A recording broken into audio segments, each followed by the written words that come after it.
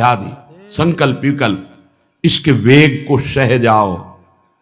कुछ नहीं बोलना, सहने का मतलब होता है कुछ नहीं बोलना। मन कह रहा मुझे ऐसा करना है, मुझे ऐसा करना है, मुझे ऐसा, कुछ नहीं बोलना। कुछ भी उसकी जलन जो हो रही है किसी से नहीं कहना, शांत गंभीर, खत्म।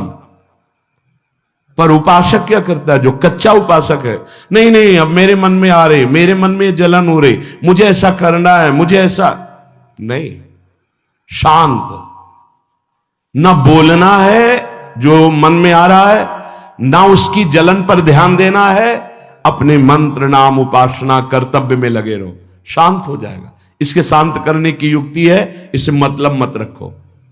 जैसे एक पागल आदमी रोड में खड़े तुम्हारे ऊपर कंकड़ फेंके, थूके, गाली दे, तो अपने लोग क्षमा भाव से क्यों पागल है, ऐसे मन भी पागल है, इसके निर्णय पे ना हो।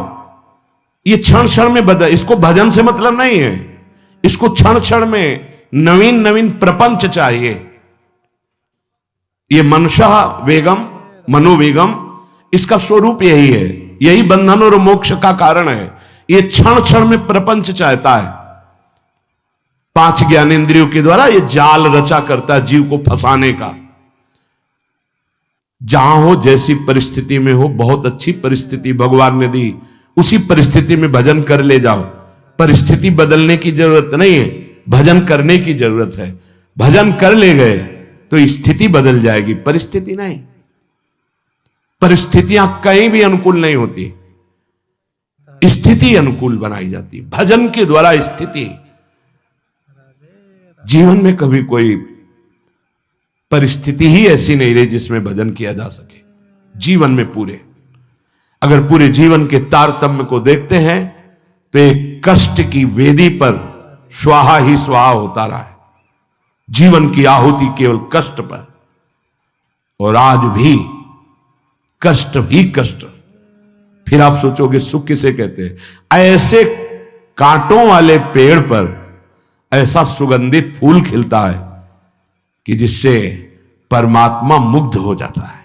जीवात्मा नहीं, परमात्मा मुग्ध हो जाता है। वो ये मार्ग है। उस सुमन को लेकर वो अपने श्रृंगार में लगा लेते हैं। सुमन, सुंदर मन, ये कांटों पे खिलता है। जैसे गुलाब का फूल कांटों पे नहीं खिलता, हाँ ये कांटे हैं। हर द्वंद की पीड़ा को सहता हुआ जब उपासक आगे बढ़ता है तब सुमन खिलता है। उस सुमन को प्रियाजू अपने केश पास पे धारण करते हैं, उस सुमन को प्रियाजू अपने कर कमल में लेते हैं। अगर आप सहना नहीं सीखे, मांगे बनी रही हृदय की, ऐसा हो तो भजन हो सकता है, ऐसा हो तो भजन, लिख लो आप। मन बहुत चंचल है, इसको हर समय नवम नवम नवम, जहां जैसी परिस्थिति उसी में भजन करके निकल चलो। गृहस्थ में हो, विरक्त में हो, गांव में हो, शहर में हो, जहां जैसी परिस्थिति, परिस्थिति बदलने की कोशिश मत करो, स्थिति बदलने की कोशिश करो। जिनको लगता है परिस्थिति बदल जाएगी तो भजन होने लगेगा, नहीं। भजन होने लगेगा तो किसी भी परिस्थिति में भजन होने लगेगा। भजन नहीं तो किसी भी परिस्थिति में नहीं होगा, पक्का समझ लीजिए। इसलिए मनोवेगम, ये जो मन का वेग आ रहा है, इसको आप सहना सीखो और प्रियाजू पर भरोसा रखो। उनको जैसी परिस्थिति देनी होगी दे देंगी ना, भरोसा रखो। अगर मांग मुख से निकाल दी तो अधूरापन साबित हो जाएगा कि हमको ये खाना पीना, ये हमको पहनना, ये ऐसी परिस्थिति, ये ऐसी छोड़ दो। जोई जोई प्यारो करे सोई मोहि भावे। शांत हो जाओ, मन के वेग को सह जाओ। क्रोध वेगम, महाप्रभु कह रहे कुत्सितवाद विकार ही, समस्त विकारों में प्रधान विकार होता है काम। काम से ही क्रोध का प्रादुर्भाव होता है। क्रोध एक वृत्ति है जो आने जाने वाली, स्थायी कोई नहीं है। जिस समय आपके अंदर क्रोध आए, इस समय मौन होकर हट जाइए वहां से, तुरंत जाकर थोड़ा ठंडा पानी पिए, प्रभु के चरणारविंद की तरफ अपनी वृत्ति को ले जाने की कोशिश कीजिए। उस व्यक्ति से चिंतन हटाइए जिससे क्रोध आ रहा है, उस व्यक्ति की उस क्रिया से चिंतन हटाइए जिससे क्रोध आ रहा है, हट जाइए।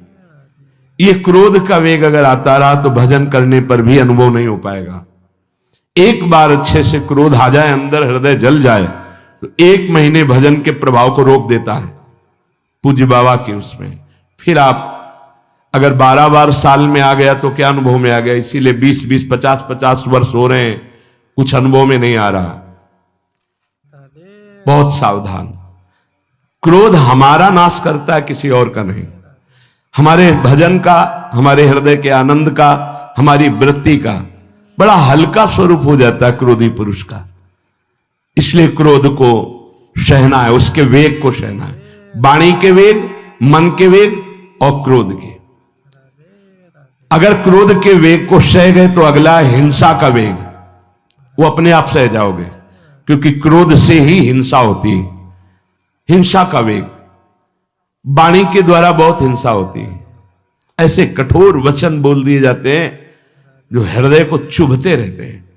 बाहर का डंडा लगा है, पिटाई हुई तो 2-4 दिन में ठीक हो जाएगा, लेकिन हृदय में जब पिटाई की जाती है कठोर वचन के द्वारा, तो 10 साल बाद अगर दिखाई दे तो फिर ये वो बोला था, ऐसा बोला था, वो हृदय में घाव बना रहता है।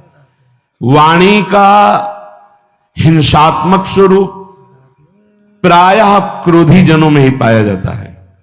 अगर क्रोध वेग को सह गए तो वाणी के द्वारा हिंसा नहीं होगी, और मन के द्वारा मलिन हृदय में हिंसा का भाव होता है कि चलो हम वैष्णव में मारेंगे तो नहीं, पीटेंगे तो नहीं आपको, लेकिन भगवान तुम्हारा नाश करेंगे, भगवान बहुत जल्दी, ऐसा भाव मन में, ये भी हिंसा है।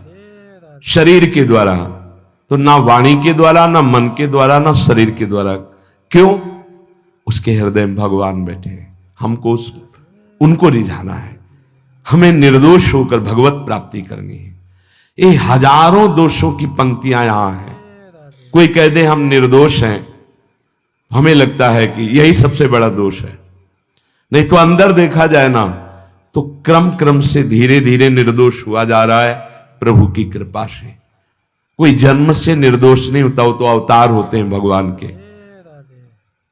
एक पद में था, शरण जिसको ले ली हृदय से लगा, और विषय पंख से धीरे धीरे, क्रमशः विषय पंख से धीरे धीरे उसको हटाया। हित जो महाराज जी के लिए आए, हमारे हृदय को धीरे धीरे निर्विषय किया जा रहा है।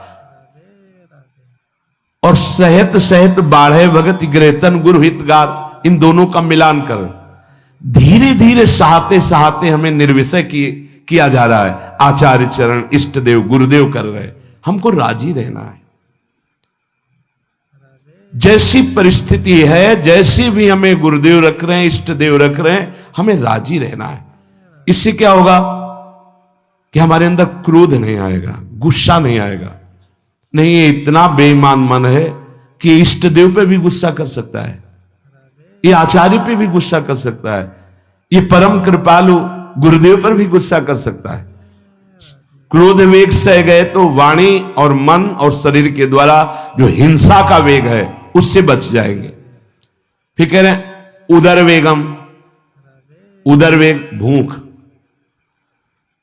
आप लोगों को तो हमें लगता है कि इस वेग को सहना ही नहीं पड़ता।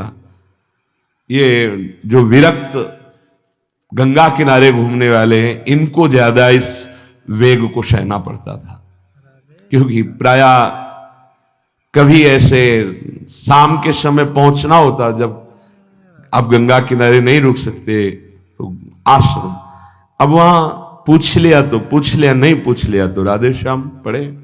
अगर कोई मंदिर मिल गया तो हम आश्रम आदि कोई खोजना ही नहीं, गांव में तो जाना ही नहीं है, क्योंकि नवीन अवस्था में कभी गांव में भिक्षा भी नहीं मांगी, आकाश वृत्ति का ही आश्रय लिया जो शास्त्र सम्मत। गांव में कभी पूरे जीवन में किसी गांव में किसी एक रात्रि किसी घर में कभी शयन नहीं।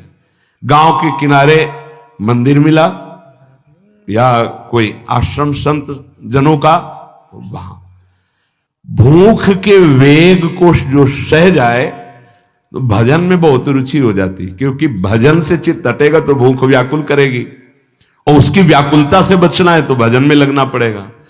और आपको सच्ची कहते हैं कि कई कई दिन भोजन न मिलने पर भी शरीर में गंगा जल के कारण कभी कमी महसूस नहीं हुई।